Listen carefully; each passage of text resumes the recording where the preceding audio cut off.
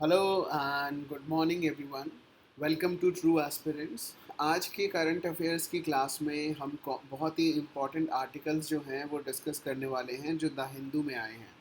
तो आज आर्टिकल्स जो हैं वो थोड़े कम हैं, लेकिन प्रीलिम्स और मेंस के लिए जो भी आर्टिकल्स हैं वो हम बहुत ही अच्छी तरीके से डिस्कस करेंगे।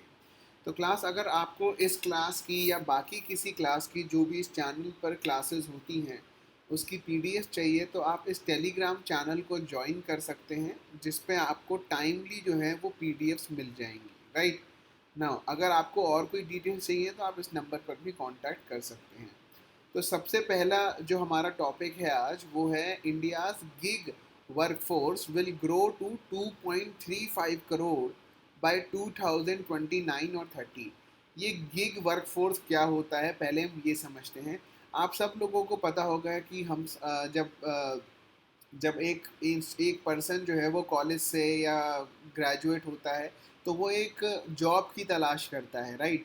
जनरली जो लोग प्रेफर करते हैं वो प्रेफर करते हैं एक ऐसी जॉब जहाँ पर उनकी ड्यूटीज़, ऑब्लिगेशन, पेमेंट और उनका जो सर्विसेज है वो डिफाइंड हो। लेकिन जो गिग वर्कफोर्स होती है यहाँ पर आपका जो मोड ऑफ वर्क होता है, नेचर ऑफ वर्क होता है, ये कभी भी डिफाइंड नहीं होता। जनरली लोग वो जॉब्स को प्रेफर करना चाहते हैं जहाँ पर उनकी सैलरी जो है, जो पेमेंट जो है वो एक प्री फिक्स डेट पर आए कि मेरी सैलरी 1 तारीख को आ जाएगी, 2 तारीख को आ जाएगी, 5 तारीख को आ जाएगी।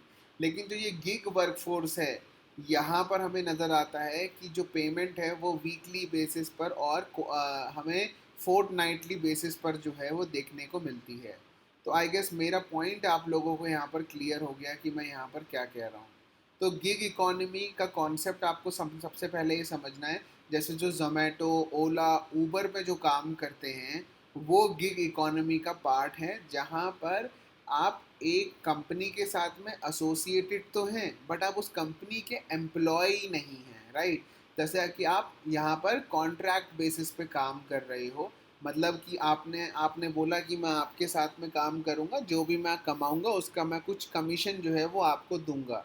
तो इसी मॉडल पर हमें बहुत सी कंपनीज जो हैं वो ग्रो करती हुई नज़र आ रही है, जिसमें जोमेटो भी है, जिसमें अमेज़ॉन के जो डिलीवरी बॉयज़ हैं वो भी हैं। तो इन लोगों को जो है वो डिलीवरी के पैसे ज़्यादातर हमें देखने को मिलते हैं कि जितनी ज़्यादा डिलीवरी ये करेंगे उतने ज़्यादा इनको पैसे मिलेंगे। तो इनकी कोई फिक्स सैलरी नहीं होती है। लेकिन आपको बस यहाँ तक नहीं रुकना है, आपको और भी देखना है कि भाई यूपीएससी किस किस दायरे में जाकर सवाल पूछ सकता है। राइट। तो आपको और क्या पढ़ना है कि इंडिया में क्या ऐसा कोई लॉ है जो गिग इकोनॉमी को गवर्न कर रहा हो। इंडिया में ऐसा कोई लॉ है जो गिग इकोनॉमी को गवर्न कर रहा हो। और इंडिया में इनफॉर्मल इकोनॉमी कितनी बड़ी है, तो इसको समझते हैं। गिग इकोनॉमी एक फ्री मार्केट सिस्टम है जिसमें temporary position are common and organization contract with independent workers for short term engagement. तो इसमें क्या लिखा हुआ है कि ऑर्गेनाइजेशन जो है वो इंडिपेंडेंट वर्कर के साथ में कॉन्ट्रैक्ट में रहती हैं फॉर शॉर्ट टर्म एंगेजमेंट। तो जैसे आपने अर्बन कंपनी का नाम सुना होगा, जहाँ पर इलेक्ट्रीशियन, ब्यूटिशियन, बहुत सारे लोग काम करते हैं फॉर शॉर्ट टर्म एंगेजमेंट। जैसे आपको अर्बन क्लैब से सपोज यहाँ पे एक हेयर कट करवाना है, so the Urban Company will charge you around 400 rupees for a hair cut. Now out of 400, the 300 rupees will be given to the hair dresser. 100 rupees will go into the pocket of Urban Company. तो जैसे ये task ख़त्म हुआ जैसे ये task ख़त्म हुआ तब आपका एंगेजमेंट अर्बन कंपनी के साथ ख़त्म हो गया। अब तब तक आप अर्बन कंपनी के साथ में शेयरिंग बेसिस पे काम नहीं करोगे जब तक कोई नया काम नहीं आएगा। राइट। तो बॉस्टन कंसल्टिंग ग्रुप के हिसाब से हमारी कंट्री में जो गिग वर्क फोर्स है वो है अराउंड 15 मिलियन, यानी कि 1.5 करोड़। तो जितने भी आपको नज़र आ रहे हैं ना ये अर्बन कंपनी में, ओला में, ऊबर में, अमेज़ॉन या फिर बाकी सारी डिलीवरी में, वहाँ पर हमें नज़र आ रहा है कि जो गिग, ये सारा का सारा गिग वर्कफोर्स को कॉन्स्टिट्यूट करती है। अभी रिसेंटली आप सब लोगों को पता होगा कि लेबर कोड जो है वो हमारी कंट्री में लेकर आए गए थे, लेबर रिफॉर्म्स के नाम पे लेकर। तो उसी में ही हमें गिग वर्कफोर्स जो है वो देखने को मिला। तो यहाँ पर कोड ऑन वेजेस 2019 जो है वो डेफिनेशन जो है एक एम्प्लॉय की एक्सपैंड कर रहा है बाय यूजिंग वेजेस। तो अब यहाँ पर ये भी बता, बट मतलब वो एक्सप्लिसिटली मेंशन नहीं कर रहे हैं कि गिग वर्कर्स को, बट उन्होंने प्लेटफॉर्म वर्कर्स को बोला है कि प्लेटफॉर्म वर्कर्स जो हैं वो उनको पेमेंट कैसे देनी चाहिए, राइट। अब प्लेटफॉर्म वर्कर्स क्या होता है? Platform workers means a work arrangement outside of a traditional employer and employ relationship. मतलब आउटसाइड का मतलब क्या है? देखो, फॉर्मल एम्प्लॉयर और एम्प्लॉय रिलेशनशिप का मतलब तो यही होता है ना, that you go to office, you work for 8 hours and then you come back home. तो वो तो एक फॉर्मल और ट्रेडिशनल एम्प्लॉयर और एम्प्लॉय रिलेशनशिप है। लेकिन प्लेटफॉर्म वर्क में क्या बोला हुआ है? जैसे सपोज मैंने आपको as a content writer hire कर लिया, या मैंने आपको as a sales associate hire कर लिया, और आप यहाँ पर ऑफिस में नहीं आते हो, आप अपने घर से ही काम कर रहे हो, आपको मैं सैलरी नहीं देता हूँ, आपको मैं कमीशन पर रखा हुआ है मैंने। तो ये गिग इकोनॉमी का ही पार्ट है, जहाँ पर आपकी जो परफॉर्मेंस है वो आपका जो इंसेंटिव है या आपका जो पे आउट है वो सिर्फ और सिर्फ आपकी यहाँ पर परफॉर्मेंस के ऊपर डिपेंड करता है, आपकी स्किल्स के ऊपर डिपेंड करता है। बट इसमें आपको कोई सर्विसेज और बेनिफिट्स नहीं मिलेंगे।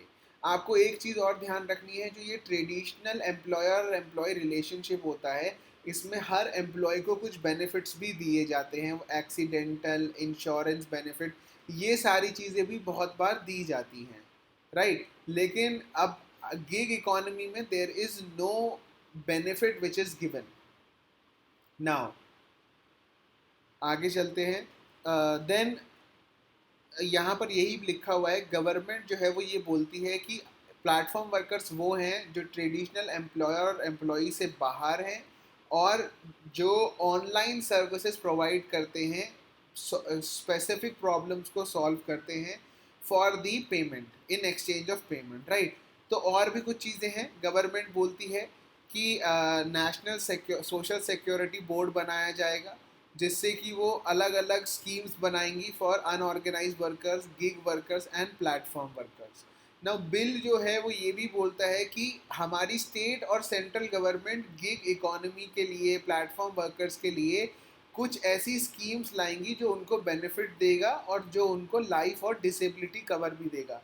तो जो चीज़ें हम बात कर रहे हैं कि जो फॉर्मल इकोनॉमी में मिलता है, एम्प्लॉयर एम्प्लॉय रिलेशनशिप में मिलता है, वो ही सारी चीज़ें हमें नज़र आएगी, वो ही सारी चीज़ें हमें नज़र आएंगी कि अब गिग इकोनॉमी में भी देने की बात करी जा रही है, राइट। तो ये कुछ चीज़ें हैं जो हमारे लिए इम्पॉर्टेंट हैं। तो प्रीलिम्स में ये पूछा जा सकता है कि प्लेटफॉर्म वर्कर्स, गिग वर्कर्स में क्या डिफरेंस होता है। देन आपको ये भी पता होना चाहिए कि कौन सा कोड है, कोड ऑन सोशल सिक्योरिटी में बात करी जा रही है, ये सोशल सिक्योरिटी बिल में बताया गया है ये।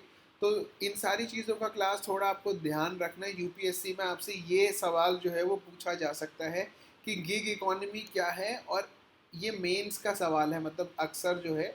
बाकी थोड़ा बहुत आपको यहाँ पर पढ़ना ज़रूरी भी है, क्योंकि ये सारी चीज़ें जो है ना वो यूपीएससी आज की तारीख में पूछने लग गया है, जो रैंडमली न्यूज़पेपर में आती हैं और काफ़ी इम्पॉर्टेंट भी हैं ये। तो ये सारी चीज़ें आपको बिल्कुल भी जो है वो किसी ट्रेडिशनल इकोनॉमिक्स टेक्स्ट बुक में नहीं मिलेगी, क्योंकि ये करंट अफेयर्स ओरिएंटेड है, राइट। तो आगे चलते हैं class. PM Modi understands potential of India US relationship, ऐसा किसने कहा? US ambassador to US ambassador ने बोला, sorry, Indian ambassador to US. तो इंडिया के जो एम्बेसडर हैं इस समय पे यूएस में, उनका नाम है संधू।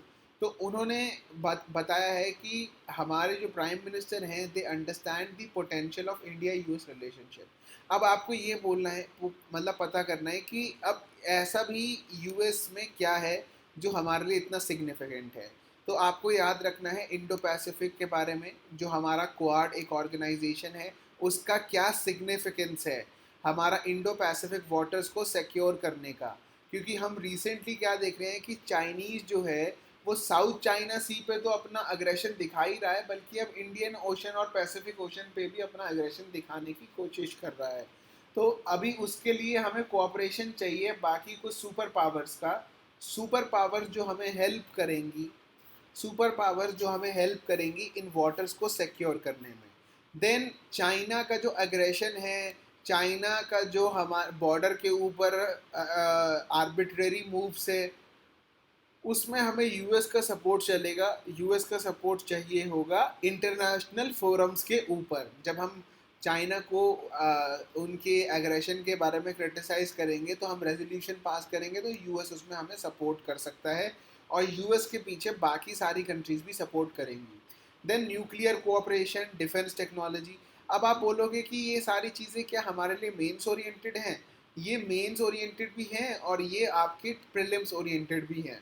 तो आपको ये पता पता होना चाहिए कि इंडिया और यूएस के बीच में क्या ट्रेड और डिफेंस एग्रीमेंट साइन हुए। इंडिया जो है वो एक स्ट्रेटेजिक ट्रेड ऑथराइजेशन, उसको एक टाइटल मिला हुआ है STA1 का 2016 से। तो उससे क्या होता है कि यहाँ पर यूएस की जितनी भी एडवांस डिफेंस टेक्नोलॉजीज़ हैं वो अब यहाँ पर इंडिया एक्सेस कर पाएगा। सिमिलरली इंडिया के जो है वो यूएस के साथ में 4 मिलिट्री एग्रीमेंट्स भी साइन हुए हुए हैं। तो ये कुछ 4 एग्रीमेंट जो हैं वो आपको नज़र आएंगे। General security of military information agreement, logistic exchange memorandum of association, communication compatibility and security agreement, basic exchange and cooperation agreement for geospatial cooperation. तो इसके अलग अलग यहाँ पर ऑब्जेक्टिव हैं। अगर आप सबसे पहला वाला ऑब्जेक्टिव देखोगे तो यहाँ पर नज़र आएगा कि मिलिट्री इंटेलिजेंस को शेयर करा जाएगा, क्लासिफाइड इंफॉर्मेशन को शेयर करा जाएगा इन दोनों कंट्रीज़ के बीच में।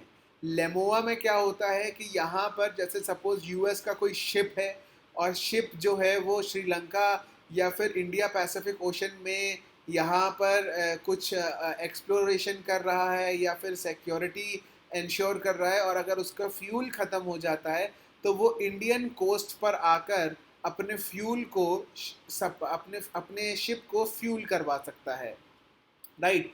बट यहाँ पर वो स्टेशन नहीं कर सकते, राइट। देन कॉमकैसा में क्या होगा कि they are going to exchange information on approved equipment, और यहाँ पर जियो स्पेशियल मैप्स को शेयर करा जाएगा बेका में। सबसे पहला एग्रीमेंट जो जो यूएस ने साइन करा था वो ये वाला करा था। फिर उसके बाद लेमोआ 2016 में, फिर उसके बाद 2015 16 17 में कॉमकैसा, और जो सबसे रिसेंटली साइन हुआ है वो हुआ है बेका 2019-20 में। तो ये 4 यूएस के फाउंडेशनल एग्रीमेंट हैं। तो ये यूपीएससी आपसे पूछ सकता है, इनको क्रोनोलॉजिकल मैनर में भी पूछ सकता है। तो ये 2002 में हुआ था, ये चीज़ आपको ध्यान रखनी है क्लास, राइट। लेमोआ 2016 में हुआ था, ये 2017-18 में, और ये 2019 में। तो ये चीज़ें जो हैं वो ध्यान रखना। अब स्ट्रेटेजिक ट्रेड ऑथराइजेशन के बारे में भी मैंने बताया आपको। यूएस की क्या एक्सरसाइजेज हैं, युद्ध अभ्यास, वज्र प्रहार, ये सारी चीज़ें हमारे प्रीलिम्स के लिए इम्पॉर्टेंट है। और जो यूएस की सिग्निफिकेंस है इंडो पैसिफिक में, न्यूक्लियर कॉपरेशन में, वो भी सारी चीज़ें आपकी मेंस के लिए इम्पॉर्टेंट है। तो इसको एक बार पढ़ ज़रूर लेना, ये हमारे लिए इम्पॉर्टेंट बहुत है मेंस के लिए, राइट। प्रीलिम्स के लिए भी जो है आगे वाली डेवलपमेंट्स इम्पॉर्टेंट रहेंगी। ना आगे टॉपिक पढ़ते हैं। ये बहुत इम्पॉर्टेंट टॉपिक है, अक्सर जो है वो यूपीएससी प्रीलिम्स यहाँ पर मतलब पूछता है, ये चीज़ें थोड़ा ध्यान रखना। अब बात करी जा रही है कि स्मॉल सेविंग रेट जो हैं उनको इंक्रीज करा जाएगा। तो आपको पता होना चाहिए कि भाई ये स्मॉल सेविंग रेट्स होते क्या हैं, राइट। उसका इम्पैक्ट क्या आएगा, अगर इंक्रीज हो रहा है तो मुझे क्या इम्पैक्ट पड़ सकता है, अगर डिक्रीज हो रहा है तो मुझे क्या इम्पैक्ट पड़ सकता है। ये रेट बढ़ा और चढ़ा कौन रहा है, ये हमें देखना होगा, राइट। तो स्मॉल सेविंग रेट क्या होता है, आप सब लोगों को मैंने पढ़ाया था फिस्कल डेफिसिट के बारे में, राइट। फिस्कल डेफिसिट का मतलब क्या होता है कि गवर्नमेंट की जो इनकम है वो कम है और जो गवर्नमेंट का खर्चा है वो ज़्यादा है। तो अगर आपका खर्चा ज़्यादा है और आपकी इनकम कम है तो क्या होने वाला है, आप डेट में आ जाओगे। तो वो डेट जो है वो आप कहाँ से फाइनेंस करोगे, वो फाइनेंस करा जाएगा स्मॉल सेविंग फंड स्कीम से। तो आपको पता है कि हमारा जो बेसिक हाउस होल्ड है वो आज की तारीख में सिर्फ खर्चा नहीं बल्कि कुछ हमें नज़र आता है कि वो यहाँ पर सेविंग्स भी करते हैं कुछ। तो जैसे सपोज़ कुछ लोग जो हैं वो प्रधानमंत्री किसान विकास पत्र में पैसा डालते हैं, पोस्ट ऑफिस में डिपॉजिट करके आते हैं। तो जो ये पोस्ट ऑफिस में डिपॉजिट करा जाता है ये स्मॉल सेविंग के ही अंडर आता है। आपको क्या ध्यान रखना है कि जो जो भी पैसा आप पोस्ट ऑफिस में डाल रहे हो वो ही पैसा गवर्नमेंट यूज़ करता है अपने फिस्कल डेफिसिट को फिनेंस करने के लिए। अब यहाँ पर और क्या देख लेते हैं, पोस्टल डिपॉजिट्स जो कि saving account, recurring deposit, time deposit. देखो पोस्ट ऑफिस में लोग बहुत से लोग अकाउंट खुलवाते हैं तो उसमें आपने सेविंग अकाउंट में कुछ पैसा डाल दिया। रेकरिंग डिपॉजिट का मतलब होता है हर एक महीने में आपके अकाउंट से 2,000, 5,000, 1 लाख रुपए भी कट जाएंगे। तो उससे क्या होगा कि आपका रेकरिंग डिपॉजिट है। और एक होता है टाइम डिपॉजिट, तो आप एक ही बार डिपॉजिट करवाते हो से 5 ईयर्स, तो 5 साल का आपको इंटरेस्ट मिलेगा। 5 साल बाद ये पैसा आपका 5 साल के लिए ब्लॉक हो गया। राइट। रेकरिंग डिपॉजिट में क्या होता है, हर महीना पैसा कटता है, 1,000, 2,000 जितना भी आप फिक्स करोगे। फिर सेविंग सर्टिफिकेट, किसान विकास पत्र, तो लोग क्या है कि ये सबसे सबसे सेफ इंस्ट्रूमेंट्स माने जाते हैं ये अपना पैसा इन्वेस्ट करने के लिए, क्योंकि इस पे जो इंटरेस्ट रेट मिलता है वो मिलता है 6 to 7%। तो अब इन्फ्लेशन जितना चल रहा है उतना ही इंटरेस्ट रेट मिलता है, तो लोगों को लगता है कि बैंक से अच्छा है तो यहाँ पे पैसा डाल लो। तो ये पैसा जो भी आप यहाँ पर डाल रहे हो ये सारा का सारा पैसा फिस्कल डेफिसिट फाइनेंस करने के लिए गवर्नमेंट यूज़ करती है। इसमें 12 इंस्ट्रूमेंट जो हैं वह नज़र आते हैं। लोग इसलिए पैसा डालते हैं because they get assured interest on their money. आज की तारीख में तो बैंक अच्छे अच्छे फेल हो जाते हैं लेकिन गवर्नमेंट फेल नहीं होगी, इसलिए लोग स्मॉल सेविंग स्कीम्स में पैसा डालते हैं।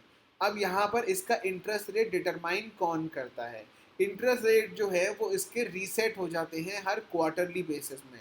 अब एक साल के अंदर 4 क्वार्टर होते हैं, मतलब क्या है कि हर 3 महीने बाद ये इंटरेस्ट रेट रीसेट हो जाएगा और इसको वापस से चेंज करा जाएगा in the line of the government bonds.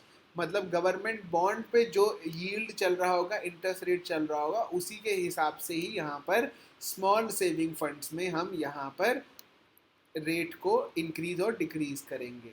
Then the rates are reviewed periodically by the ministry of finance. Periodically उनको रिव्यू करा जाएगा मिनिस्ट्री ऑफ फाइनेंस के द्वारा। तो आपको पता चल गया कि कौन कर रहा है यहाँ पर, मिनिस्ट्री ऑफ फाइनेंस जो है वो रेट डिटरमाइन कर रहा है ऑन एवरी क्वार्टर। एक श्यामला गोपीनाथ पैनल भी बनाया गया था जिन्होंने ये रेकमेंड करा था कि भाई मार्केट लिंक इंटरेस्ट रेट जो है वो दिया जाए। तो आज की तारीख में वही दिया जा रहा है, गवर्नमेंट बॉन्ड जो है वो मार्केट लिंक इंटरेस्ट रेट ही है। राइट, गवर्नमेंट जो है वो मार्केट लिंक इंटरेस्ट पे ही चलता है। अब आपको ये पता होना चाहिए कि रेट कट में क्या होगा और उसका डिसएडवांटेज क्या है। रेट कट का मतलब क्या है कि देखो स्मॉल सेविंग फंड पर पहले आपको 5% इंटरेस्ट रेट मिल रहा था, अब आपको मिलेगा 4.7। तो मतलब ये गवर्नमेंट के लिए बहुत खुशी की बात है लेकिन हमारे लिए नहीं, क्योंकि गवर्नमेंट को इंटरेस्ट रेट अब कम देना पड़ेगा। So the lower rate would reduce the cost of deficit financing. Deficit financing का मतलब होता है आप फिस्कल डेफिसिट को फाइनेंस कर रहे हो। तो a cut in rate means the government wants people to spend and provide impetus to economy. जब इंटरेस्ट रेट कम होता है तो जनरली लोग पैसा कम जो है वो सेव करते हैं यहाँ पर। राइट, तो ये चीज़ थोड़ी आपको ध्यान रखनी होगी। देन आगे और क्या समझना है आपको कि डिसएडवांटेज क्या है रेट कट। अगर जैसे सपोज पहले आप महीने का 10,000 रुपये स्मॉल सेविंग फंड्स में डाल रहे थे, लेकिन अभी रेट कट हो गया 5 से 4.7 हो गया। अब आपका मन नहीं करेगा कि भाई मुझे जो है वो पैसा इसमें डालना है, आप बोलोगे उससे अच्छा तो मैं स्टॉक मार्केट में या फिर बॉन्ड्स में पैसा डाल दूंगा जहाँ पर मुझे पैसा मिलेगा ही मिलेगा। यहाँ पर तो गवर्नमेंट कंटिन्यूसली जो है रेट डिक्रीज करती जा रही है, तो इसलिए यहाँ पर इन्वेस्टर्स को हर्ट होगा। तो इसलिए गवर्नमेंट को भी यहाँ पर थोड़ी चोट पहुँच सकती है कि भाई लोगों ने पैसा डालना स्मॉल सेविंग फंड में कम कर दिया। So this would lead to further rationalisation of fix deposit rates by banks going forward. तो मतलब बैंक्स भी जो है वो फिक्स डिपॉजिट पर अपना इंटरेस्ट रेट अब कम कर सकते हैं। और अगर लोअर रेट आता रहा, लोअर रेट अगर आता रहा तो एक negative real rate of return हो जाएगा। क्यों? क्योंकि अगर ये देखो कि आपको स्मॉल सेविंग इंटरेस्ट रेट पर सपोज 5% इंटरेस्ट रेट मिल रहा था, अभी 4.7 मिल रहा है, राइट? लेकिन जो इन्फ्लेशन है, मतलब महंगाई जो है वो 6% के हिसाब से चल रही है, तो भी आप देखोगे कि आपका पैसा ब्लॉक होने के बाद भी आप -1.3% पे ग्रो कर रहे हो। तो मतलब आप negative real rate of return पर चल रहे हो, क्योंकि इन्फ्लेशन 5% है या इन्फ्लेशन 6% है। अब रेट इंक्रीज होगा तो ये पॉइंट्स भी उल्टे हो जाएंगे, राइट? तो गवर्नमेंट की जो कॉस्ट ऑफ फाइनेंसिंग है वो इंक्रीज हो जाएगी। गवर्नमेंट चाहती है कि लोग पैसा जो है वो सेव करें। अब इन्वेस्टर्स जो हैं वो एनकरेज हो जाएंगे, राइट? यहाँ पर बैंक्स भी आगे फिक्स डिपॉजिट रेट को आगे बढ़ा सकते हैं। ये positive real rate of return हो जाएगा अगर आप बात करोगे रेट इंक्रीज के बारे में, राइट? तो आई होप आपको मेरे पॉइंट्स क्लियर हो गए कि यहाँ पर मैं क्या बोल रहा हूँ। Now Iran says to hold indirect talks with US on nuclear sanctions, right? On nuclear sanctions. तो ईरान की क्या न्यूक्लियर टॉक है आपको पता होनी चाहिए, ठीक है? ये मैं ऑलरेडी आपको पढ़ा चुका हूँ। एक क्रोनोलॉजिकल मैनर में हम इसको डिस्कस करेंगे एक सेपरेट वीडियो में, जहाँ पर मैं ईरान के बारे में आपको बताऊंगा कि भाई क्या क्या चीज़ें जो हैं वो हमें देखने को मिल रही हैं। Then prime minister invite G7 nations to invest in clean energy. तो प्राइम मिनिस्टर ने क्या बोला कि भाई access to energy should not be a privilege of the rich and poor should also have equal right to energy. Poor should also have equal right to energy. तो यहाँ पर आपको पता होना चाहिए कि इंडिया की रिन्यूएबल एनर्जी का क्या स्टेटस है, सोलर में, विंड में, हाइड्रो में। क्लीन एनर्जी क्या होती है ये भी पता होना चाहिए। हाइड्रो एनर्जी हो गया, जियोथर्मल एनर्जी हो गया, राइट? तो ये सारी चीज़ें यहाँ पर बोली जा रही हैं। अभी जैसे जैसे G7 समिट पूरी कंक्लूड होगी, कुछ यहाँ पर चीज़ें जो हैं वो मैं आपके साथ में शेयर करूँगा जो कि प्रीलिम्स के लिए हमारे लिए इम्पॉर्टेंट होगी। अब क्लीन एनर्जी के बारे में ही बात हो रही है या रिन्यूएबल एनर्जी के बारे में ही बात हो रही है, तो यूपीएससी में ये 2022 में प्रीलिम्स में क्वेश्चन पूछा गया कि गुजरात का लार्जेस्ट सोलर पार्क, गुजरात में लार्जेस्ट सोलर पार्क है। Kerala has a fully solar powered international airport and Goa has the largest solar photovoltaic project in India. ठीक है, तो ये सारी चीज़ें आपको पता होनी चाहिए कि एलिमिनेशन मेथड से भी कर सकती है, क्योंकि गोवा में नहीं बल्कि साउथ इंडिया में कहीं हमें पता है कि फ्लोटिंग सोलर प्रोजेक्ट जो है आंध्र प्रदेश और कर्नाटका में है। तो जब आपको पता है कि 3 गलत है तो ये गलत हो जाएगा, राइट? अब आपको पता है कि भाई लार्जेस्ट सोलर पार्क कहाँ है, राजस्थान में है, गुजरात में है। अब आपको ये पता है कि दोनों में 2 है, तो मतलब 2 को मैं देखूंगा ही नहीं क्योंकि 2 सही ही है। बस मुझे ये पता होना चाहिए कि गुजरात जो है वो उसमें सोलर पार्क है या नहीं। तो अगर आप लेटेस्ट डेवलपमेंट पढ़ोगे तो आपको पता चल जाएगा कि हाँ, अखबार से जितने ज़्यादा क्वेश्चंस आते हैं उसमें आप अपने 70 to 80% करंट अफेयर्स के क्वेश्चन जो हैं वो सॉल्व कर सकते हैं, राइट? तो आज की क्लास के लिए इतना ही। मैं आप लोगों के साथ में कुछ इम्पॉर्टेंट वीडियोस जो है वो शेयर करने वाला हूँ कुछ ही देर के अंदर, जहाँ पर मैं कुछ स्पेसिफिक टॉपिक्स के बारे में बात करूँगा। वीडियो को लाइक और शेयर ज़रूर करिएगा। Thank you.